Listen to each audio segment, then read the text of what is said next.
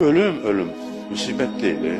Ölüm keyfin başlanğıcı. Biz niyə müsibət kimi görünür? Bizim zehnimizi nə xarab edir? Qalanlar üçün müsibətdir. Başa düşürsünüz?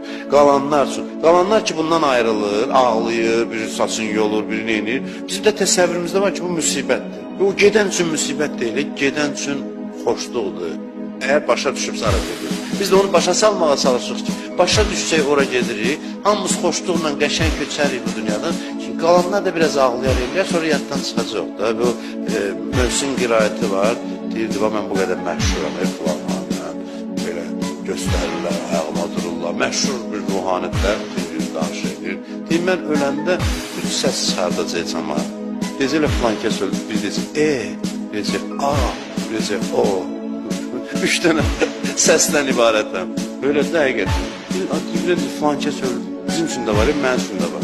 Güneşləcək, deyir, dardıcaq. Təəssüf hissi qalanlara aiddir. Qalanlara aid.